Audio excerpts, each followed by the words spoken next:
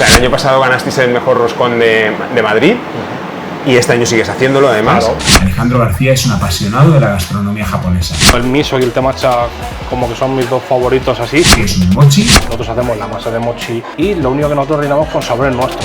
¿Cómo se hacen?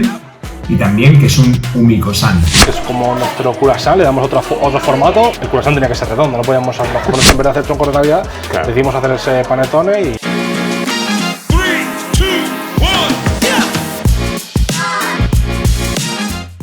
Una cosa antes de empezar, si te gusta este vídeo, me harías un gran favor si te suscribes a mi canal. No cuesta nada y a mí me ayuda increíblemente a crecer y seguir haciendo más.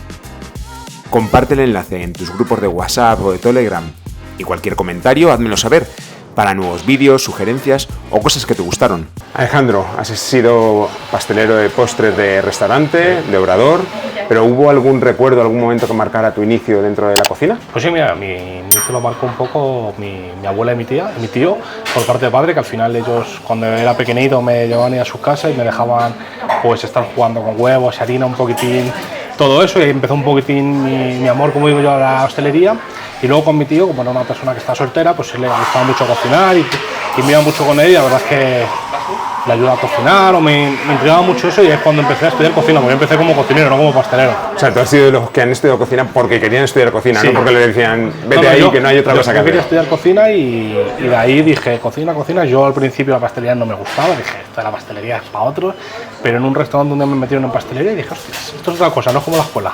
Y a partir de ahí, pues, hasta aquí hemos llegado. También tienes una pasión que es Japón. De hecho, lo tienes tatuado en tu piel por todas partes. Sí. ¿Cómo empezó tu pasión por Japón? Bueno, pues eso sí que no sé si de pequeño un poco por el anime, los cómics, este tipo de cosas, pero desde pequeño siempre he tenido mucha obsesión con los samuráis, con las geishas, con mucho la mitología japonesa, la verdad, y me la tengo tatuada por todo el cuerpo, estilo japonés, y yo creo que es un poquitín desde ahí.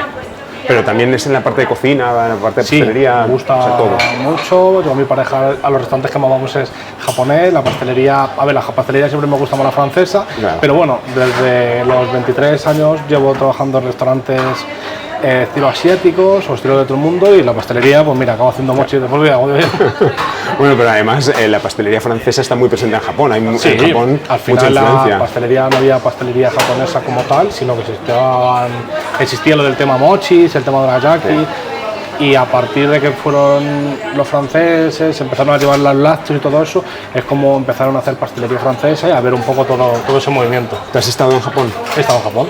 ¿Y qué te pareció? Me encanta. No, me encanta como yo veo Japón es para unas vacaciones, yo creo. Yo creo que para nosotros no es para toda la vida, pero bueno, para unas vacaciones, para ir a comer y para disfrutar, con lo tenemos.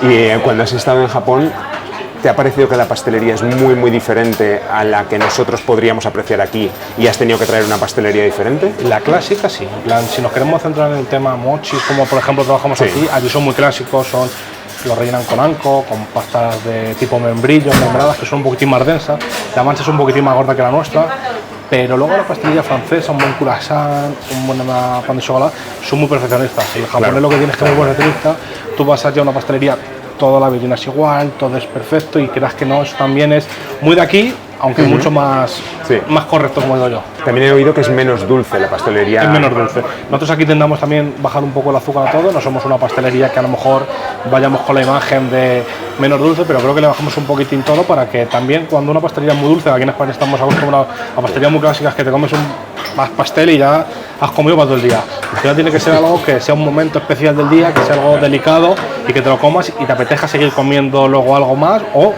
irte luego a tomar unas cervezas y poder seguir, no comerte un pastel y decir, ya no quiero más en mi vida. Sí. Además, ahora se ha puesto muy de moda el bollo súper dulce, además con los Kinder, con no sé qué, que tiene de todo. Y hay que cambiar un poco, educar un poco el paladar. Yo creo que nos hemos ido un poco un terreno complicado con ese tipo de productos. Creo que está bien meter algo, pues puedes hacer algo de Lotus, algo con tal, pero no creo que toda tu oferta gastronómica tenga que ser de eso, porque al final estropeamos mucho un producto tan bueno como por ejemplo es un croissant, ya está bueno solo, no hace falta meterle más. Y al final yo creo que con eso la pastelería la estropeamos un poco desde mi punto de vista. Creo que tenemos que volvernos un poco clásicos en ese aspecto. Bueno, ¿y qué hacéis? ¿Qué hacéis aquí en un Nico Bake? Pues aquí sobre todo hago mochis y bollería. Hago lo que llamamos los umisanes, que es como nuestro curasán, le damos otro formato, porque cuando montamos esto pensamos también mucho en Japón en la vitrina. Claro. El mochi era redondo, el croissant tenía que ser redondo, no podíamos, los japoneses son muy rectos para todos y nosotros teníamos que ser muy rectos en ese aspecto y dijimos, pues el mochi redondo, esto es redondo. Y lo hacemos así y luego mochi, sobre todo luego sí metemos panetones, tenemos el roscón, tenemos stones, tenemos piezas un poco de cada fecha, torrijas, las monos de Pascua, pero sobre todo nuestro gran producto son los mochis y los umisaki. Vale, el mochi tradicionalmente incluso tiene como una leyenda de que lo hacían para los dioses y todo, pero hay mucha gente que no lo conoce. ¿Qué es? Explícanos y cómo se elabora un mochi. Mira, el mochi se elabora a partir de arroz. Nosotros aquí utilizamos harina de arroz glutinoso. En Japón tradicionalmente se empieza con el arroz, se cuece de una manera especial y se va trabajando. Claro, has visto vídeos de estos que como que le machacan mucho. Justo. Pues claro, empiezan con el arroz cocido y de ahí van machacando hasta conseguir la masa esa. Claro, es un trabajo que es tedioso, al final nosotros no lo hacemos así, es imposible. Y claro, es un poco que era un pastel que se utilizaba sobre todo para el té, un poco para los eventos estos especiales de gente un poco más adinerada, que eran para lo que eran los dulces al final, como aquí antiguamente. Y al final es un poco así, lo único que nosotros le hemos dado una vuelta. Nosotros hacemos la masa de mochi original, entre comillas, lo único que utilizamos es harina de arroz glutinoso y lo único que nosotros rellenamos con sabores nuestros. En plan, nosotros cuando abrimos esto, hacer un mochi de anco o de mermeladas creo que no iba a ser para nosotros. Somos muy occidentales, tenemos nuestros sabores y al final lo que hago yo es utilizar la técnica del mochi para envolver un pastel individual de toda la vida. Cuando te comes una mousse y en vez de glasearla con un glaseado o con un crujiente de chocolate, pues le envolvemos con una masa mochi.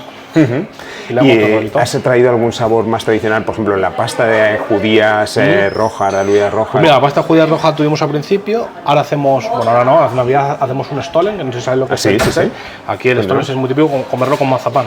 Sí. Nosotros llamamos el stollen asiático y lo rellenamos con anco, con la pasta de judías. Es un stollen de pistacho y cerezas que en vez de mazapán lleva el anco. Qué bueno. Y así te lo puedes comer como otra manera, como que tú, si te comes un stollen ya entiendes que puede llevar mazapán. Y bueno, no es mazapán, pero bueno. Se puede parecer, porque aquí el mochi sí que lo probamos, el típico mochi que va con la fresita y el anco por fuera, pero nos dimos cuenta que no era para nuestros clientes. ¿Y el mochi original es del tamaño que vosotros lo hacéis o es una pieza un poco más pequeña para comer de un solo bocado? El vuestro es algo intermedio, ¿no? El nuestro es algo intermedio, tampoco muy grande, es un poquitín más pequeño porque al final es algo que se tomaba con distintos pasteles, pero ahora vas tú a Japón y cuando pides un mochi te sueles encontrar de esos tamaños, porque al final es un pastel que te comes tú, o que se come otra persona y te sueles encontrar esos tamaños un poquitín individual, como conozcamos. Al final nuestros mochis pesan unos 60 gramos, creo que suele pesar un individual de pastelería y nos marcamos un poco en esa línea, porque más pequeño que también sería un poco difícil de comer. Te pides uno, te pides dos, te quedas un poquitín, te quedas en medias. Sí, enrollar algo pequeño ahí casi es un bombón. Claro, y luego lo hacemos a manual, nosotros hacemos aquí todos y creas que no, de uno en uno complicado. Claro. Diciéndolo de pequeño y que puede ser un bombón, sé que habéis hecho colaboraciones con gente como 24 onzas y habéis hecho el mochibón. Sí, el mochibón es, por ejemplo, ahí aparece el anco. Otra vez, yo como se lo dije a ella cuando me junté con Carmen, me junté con ella para hacer esta colaboración y dijimos hacer un bombón con un mochi por dentro. Claro, yo dije que tenemos que ir, ya que vamos a lo tradicional, vamos a hacer un bombón especial para esto, vamos a hacer un mochi de anco. Y claro, llevaba un mochi de anco muy pequeñito y unas ganas de té matcha, si no recuerdo mal, para acabar el bombón. Y la verdad es que gustó mucho la colaboración. Aquí nos duraron muy poquitas las cajas porque hicimos una edición limitada y a ellos igual. Japón, una de las cosas que tiene son ingredientes que estamos poco habituados a ellos aquí. La soja, que no es la misma la que tenemos aquí que lo que consumen allí, el miso, la pasta que estábamos hablando ahora, el té matcha, que tampoco es exactamente lo mismo que consumimos. ¿Estáis intentando meter ingredientes? ¿Cómo eliges esos ingredientes que meter dentro de tu pastel? Sí, nosotros estamos metiendo bastantes ingredientes, sobre todo el miso y el té matcha, como que son mis dos favoritos así, porque yo creo que son los que más podemos llegar a entender nosotros y a poder meter un dulce. Y la verdad es que los dejo un poco intentando pensar siempre en el público, porque al final yo puedo entender que puedo meter té matcha, nosotros tenemos nuestro mochi más vendido es el de té matcha. Y es un té matcha japonés que lo compramos y tal, y está muy bueno, pero claro, tampoco podemos volvernos locos con la cantidad de té matcha porque tenemos que entender que el té matcha se está empezando a conocer en España. Al final, poquito a poco, cada día a la gente le gusta más, cada día abren más cafeterías que se dedican solo al té matcha, a la creatividad del té matcha, pero nosotros vamos poquito a poco.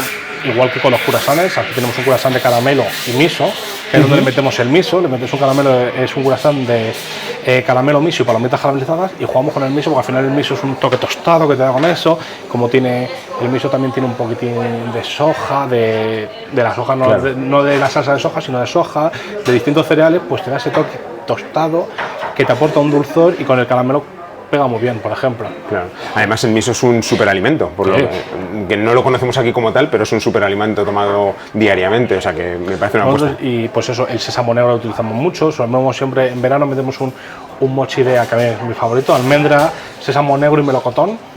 Un sabor que nos gusta mucho a nosotros, porque también en Japón el melocotón es súper importante en una época, no sé si lo has visto, no. Se lo comen entero porque ahí tiene un melocotón especial, que la verdad es que es muy... Tú los ves y son preciosos, tú los puestos con melocotón y son increíbles. Y nosotros intentamos hacer un homenaje, como podamos, con un melocotón nuestro de aquí, con el sésamo negro, y intentamos buscar un poquitín de esas vueltas. Y sobre todo es buscar sabores que nos puedan... que la gente pueda conocer un poquitín ya de antes, sin volvernos locos. El lichi le podemos utilizar... Claro. Porque claro, no puedes meter a lo mejor sabores muy raros, meter algo de salsa de soja. Si hemos probado, a lo mejor en el restaurante sí le metemos algo de salsa de soja, pero aquí en la pastelería todavía no me atrevo, todavía un poquito poco. Bueno, en Navidad hacéis el panetone de Pantera Rosa, que sí, tenía que ser con reserva porque sí, está porque muy pedido. La gente la hacemos especial, intentamos que también pues quede un poco de hype, y lo hacemos solo, lo hicimos para el 24, un poco para el 24, 25, 26, en vez de hacer troncos de Navidad, decidimos hacer ese panetone y bajo reserva, o venías aquí y había lo que había. Tú has estado en una cocina, has estado en un obrador, pero ahora tienes una cocina obrador. Sí, ahora tenemos un poco. ¿Cómo te organizas? Bueno, al final el trabajo de obrador, la organización es un poquitín más sencilla, entre comillas, porque sobre todo no tienes una hora límite. Claro. Al final en un restaurante tienes que dar un servicio de comidas y de cenas. Si tienes póster en plato muy elaborados, tienes que saber que tienes distintas elaboraciones, que a lo mejor tienes que hacer diarias o que tienes que tener un poquitín más ubicadas y tal. Al final un obrador, pues la pastelería va un poquitín más tranquila, entre comillas tú tienes que hacer unas mousses, unas cremas, unas galletas, unos crujientes, pero tú no tienes una hora de decir, a las 2 tengo que tener esto sí o sí. Tú en un obrador te has preparado de un día para otro, con un poquitín más de antelación, que eso te da un poco más de libertad, entre comillas. Claro. También para organizarte y poder hacer diferentes cosas. En un restaurante al final tienes unos puestos en carta, que si tú sabes que tienes, pues, por ejemplo, así unos flanes, unas tartas de queso, unos colán, pues sabes que tienes que tener esas cosas que de repente hoy te vienen 15 personas, pero a lo mejor mañana te vienen 60. Sí. Y además de la parte de pastelería, también tenéis la parte de cafetería. Sí.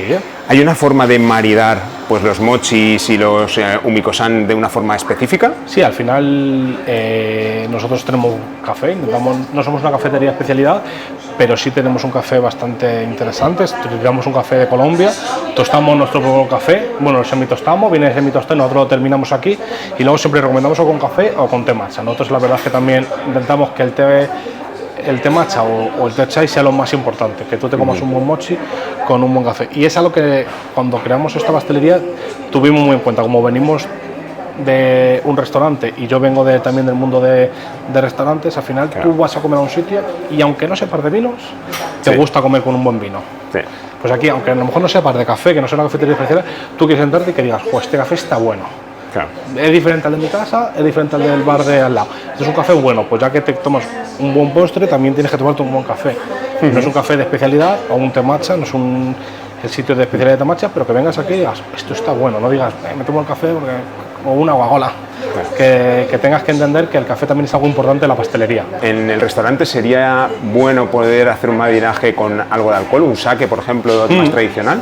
Un sake, a lo mejor un vino dulce, tirando a lo mejor a un jerez o un palo cortado, que a lo mejor te pudiera aportar algo diferente. Pero eso sobre todo con un sake, que la verdad es que hay mucha gran variedad de sakes, que a lo mejor no lo conoce tanto la gente, y ya que vas a un restaurante japonés, pues poder aprovechar para probar algún sake diferente a lo que ven normalmente por ahí. El Roscón 2024, que es realmente el de las Navidades 23-24. Eso es.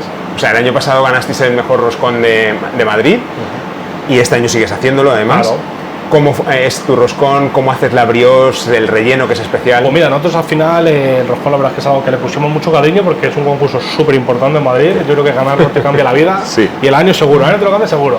Y nuestro roscón, pues al final es muy clásico, tiramos a un roscón con sabores tradicionales y clásicos, lo único que le metemos yuzu. Te da un dulzor diferente, un aroma diferente, y luego sobre todo nosotros no le ponemos frutas escarchadas y le hacemos una glasa de agua de acear y yuzu, que ahí conseguimos lo que más o menos entiendo yo como la fruta escarchada. Al final es un roscón muy básico, hacemos harina, yemas, nosotros utilizamos yemas y mantequilla. La cuestión que yo hago una mantequilla especiada. El día de antes hago la mantequilla, hago una especie de sirope, fundo la mantequilla con el azúcar y le meto el yuzu, la naranja, el agua azar, el ron y hago una especie de sirope, es un sirope líquido denso, pero nada, como si fuera un sirope un poco denso. Y la verdad es que eso me da una humedad y un sabor diferente. El arroz conta ha supuesto también ponerte en el mapa para mucha gente porque es un premio conocido. Es verdad que el tener un producto diferenciado como es el mochi te puede poner en el foco de Madrid. Madrid está cambiando. ¿Tú crees que ahora hay mejor pastelería que hace unos años en Madrid? Sí, yo creo que Madrid está cambiando. Creo que Madrid poquito a poco nos estamos convirtiendo en una ciudad que va loca, como digo yo. La ciudad no para de moverse, pero no para de moverse gastronómicamente. Yo creo que la pastelería, incluso la panadería, que diría yo que es lo que más top está ahora en Madrid, es la que más está evolucionando. Están abriendo pastelerías muy buenas, la gente está teniendo distintos conceptos de lo que es comerse un croissant, de lo que es comerse un individual. Los hoteles más importantes del mundo están abriendo en Madrid con sus respectivas pastelerías. Cada hotel bueno abre su pastelería de vitrina y al final eso, creas que no, va moviendo un poco la pastelería de Madrid. Y luego, ¿qué decir de las panaderías? Aquí tenemos, yo creo que para mí, el mejor, que es Antonio de Panel, y la verdad es que marca una diferencia que no la marca nadie, y creo que la panadería en Madrid ha subido muchísimo, y gracias a que ha subido la panadería y que la gente en panadería está haciendo muy buena mayoría, la pastelería se está poniendo las pilas. Bueno, tú has empezado en este mundo de Umiko Bake a través de Juan y Pablo. Cuéntanos quién son Juan y Pablo, cómo llegó a surgir este proyecto. Pues mira, pues Juan y Pablo son los propietarios de Umiko, que es el restaurante. La verdad es que son dos chefs súper importantes aquí en Madrid. Yo creo que Umiko es de los japoneses más top de Madrid y más importantes. Tiene una cocina japo-mediterránea, que nosotros también intentamos hacer una pastelería japo-mediterránea, como decimos nosotros. Y este concepto llegó un poquitín de la pandemia. Al final, en la pandemia, Juan y Pablo, como todo el mundo, tuvo que buscarse la vida y hacer delivery. Claro, ellos vieron que lo que más vendían en delivery eran los mochis. Y dijeron, hostia, los mochis, y claro, viendo un poco la pandemia, un poco llevando ya ese paso y se arregló todo, decidieron dar el paso y decir, nuestro siguiente proyecto, en vez de montar otro restaurante, que a lo mejor hubiera sido lo lógico, es muy atrevido lo que han hecho ellos, de montar una pastelería, pues al final lo lógico es montar un sitio japonés un poco más económico, o otro concepto de cocina, pero un poquitín más económico para hacer más público, porque es más sencillo. Pues dijeron, vamos a montar una pastelería japonesa mediterránea y que nuestro principal producto sea el mochi, y ahí aparecí yo. Yo me he tirado 7 años trabajando para David Muñoz como jefe de pastelería, y al final me he tirado 7 años de mi vida haciendo mochis. y por eso nos conocemos. Yo era cliente de Umiko, ellos eran clientes de Diverso, y congeniamos muy bien, y ahí nos conocimos un poco, y ahí es donde nació nuestro ellos necesitaban un pastelero, yo estaba por ahí, y mira, nos juntamos. ¿Y qué tal ahora como empresario, como emprendedor? ¿Qué es lo más difícil para ti? Bueno, lo más difícil para mí yo creo que es gestionar todo. Ya no es yo solo preocuparme a lo mejor de que el pastel salga bien, o de que los bizcochos estén bien, la vitrina esté llena. Ahora ya la vitrina esté llena, cómo están el personal, la gente de fuera, que haya leche, que haya café, ya es todo. El packaging, las bolsas, el proveedor, si ha traído todo bien, ya te importa más que antes si el de la leche ha dejado bien la leche o si no la ha dejado bien. Ya ahí cambia un poquitín todo el concepto. Yo creo que ya te fijas un poquitín más y te vuelves un poquitín más responsable en todos los aspectos. Ya te vuelves un poco más, tienes que andar con 1000 ojos. Y si tuviera que empezar alguien una pastelería, ¿qué consejo le darías si alguien quisiera empezar? Pues yo le aconsejaría que fuera él, que no dijera voy a abrir algo que ya está de moda, voy a abrir algo que creo que va a triunfar. Yo creo que es importante abrir con personalidad, porque creo que lo que se está moviendo en Madrid es la personalidad. No triunfan restaurantes que hacen lo mismo de todo, no triunfan pastelerías que hacen lo mismo de todo, triunfan gente que hace algo diferente o que tiene un concepto muy lógico, muy claro. Al final yo creo que es muy importante, si tú montas algo, decir esta es mi idea, ir focus con ella y no escuchar, porque luego al principio todo son críticas, no vas a triunfar con esto, no te va a funcionar, y creo que tienes que cerrar los oídos y tirar para adelante con tu idea, y empezar poco a poco. Nosotros tenemos un horario muy pequeñito, como ves, y creo que es muy importante empezar poco a poco, que tú puedas decir, mira, yo esto puedo hacerlo, puedo tirar, a no volverme loco y decir voy a montar un horario gigante porque voy a vender tanto, porque luego el público es muy variable y nunca se sabe si vas a vender mucho o vas a vender poco. Sí. Bueno, y en todos estos años de cocina y de obrador, ¿has tenido alguna anécdota, algún desastre, algo simpático? Pues a ver, así un poco desastre, ya de contar, hace ya años que me pasó esto. Me pasó en un obrador que se llamaba Framboise, que ya no está, que siempre me acordaré. Estaba yo justo en la cafetería de Fernando VI, estaba con otro compañero mío, y teníamos los tuppers colocados a la altura, y al pobre chico fue a coger un tupper, no sé quién lo había cerrado mal, el tupper por desgracia era de cacao, todo lleno de cacao, el chico, todo el suelo de cacao. Si nos tiramos 2 horas limpiando, claro, el cacao en polvo no puede ser nada más volátil que el cacao en polvo. Eso manchó todo el suelo, todo. Y luego lo juntas con el agua, además de la bayeta. Las chaquetillas blancas, todo era horrible limpiar eso. Yo creo que fue algo así como una neta más divertida. Yo creo que fue algo de eso, en plan, todo lleno de cacao. Y yo creo que fue algo así un poco lo más loco. Siempre luego te pasas cosillas, de que te equivocas algún ingrediente, que pruebas algo y de repente está salado en vez de dulce, pero creo que así un poco la más graciosa fue que todo. 2 personas llenas de cacao, blancos, llenos de cacao y todo el suelo lleno de cacao. Y decir, este estropicio hay que limpiarlo, ahora hay que empezar de cero todo y. Ahora que mencionas Madame Framboise fue además como un poco el principio de esa nueva pastelería en Madrid, ¿no? Empezó a traer la parte más francesa y ahí trabajaste con otro grande que era Alejandro. Sí. ¿Cómo viviste eso de empezar en algo que para Madrid era muy innovador? Pues yo creo que para mí es mi mejor experiencia como pastelero. En plan, yo creo que es la que más recuerdo con más cariño, porque al final mi mejor experiencia es esto, que al final es un proyecto mío, pero como que la que más recuerdo con cariño es esa, es como ahí aprendí todo. Yo soy parte de lo que soy por Alejandro y por David, pero sobre todo con Alejandro Madame Framboise aprendí de la pastelería básica, cómo se trata bien un producto, cómo utilizar buenas materias primas, cómo gestionar todo muy bien, porque al final Alejandro es un grande de la pastelería, hace cosas que no hacía nadie, que yo creo que Framboise ha hecho cosas que te voy a decir sin hacer nadie. Correcto. Y claro, cómo mimaba el producto, cómo hacía los croissants, las mousses, tal, todo eso, creas que no, te empapas desde joven de ello y al final es como que vas viviendo de eso. Qué buena experiencia. ¿Y hay alguien con el que te gustaría trabajar que todavía no has trabajado? ¿Algún mentor, alguien que te inspire? 2 chicos que a los que me fijo mucho, que a lo mejor no son mentores o tal, porque no son tan mayores, pero por ejemplo Raúl Bernat, de La Marca en Huesca, y Abel Bravo, de Glea en Murcia. La verdad es que son 2 chicos que lo están haciendo súper bien, que me encantan mucho los conceptos y que me encantan mucho cómo han aprendido ellos, por lo que yo veo desde mi punto de vista, a hacer su pastelería, depende de las ciudades que están. Porque claro, desde Madrid esto sería muy fácil, pero en Huesca y en Murcia la cosa no tiene que ser tan fácil. No estaba allí, no estoy en su piel. ¿Y hay algún postre que hayas intentado hacer, versionar o una receta que no consigas darle el punto que tú quieres? Es algo que tengo cruzado, que a veces lo hablo con Mario, tal, que un día lo intentamos al principio, no me dejé presentar. La cotton cheesecake, la intentamos al principio, tal, pero no me quedaba como yo la tenía en mi mente. Yo pensaba que iba a ser un aéreo diferente, una esponjosidad diferente y no me quedaba como me gustaba. Esta es la cheesecake japonesa, la blandita, esta grande, ¿no? Claro, yo creo que tiene un poco engaño, que blandita cuando la sacas del molde, pero la tienes que freír y cortar y ya no queda esa textura. Y dices, hostias, mola mucho, tú lo ves los vídeos, cómo se tambalea. Es que esto no es así. Luego cuando lo pruebas de verdad, o yo a lo mejor no sé hacer, que es algo que tal, es una piedra en mi camino, como he tenido que decir, y dije, mira, desisto. Si tuvieras que dejar una única receta en un baúl del tiempo, en una cápsula del tiempo, ¿qué receta querrías que se conservara? Pues yo, para mí, no sé eso, la palmera es como mi cosa predilecta. Yo voy a cualquier pastelería, aunque sea la pastelería más tosta, si tiene una palmera de chocolate, yo me pido palmera de chocolate. Aunque luego me pidamos cosas, pero tengo una obsesión con la palmera de chocolate. Yo creo que el hojaldre, como tanto en una palmera, es como la mejor. Pero palmeras hay palmera dura, palmera blandita, con chocolate fondant o con chocolate más duro. A ver, es la tuya? yo, por desgracia, por suerte, a mí me gustan las palmeras blanditas con fondant. Como digo yo, las que llevamos comiendo, pero yo creo que es algo de la infancia. Yo me quería comerme una palmera enorme, que estaban blandas y que tenía ese chocolate que no eran chocolate de nada, y a mí esas me apasionan.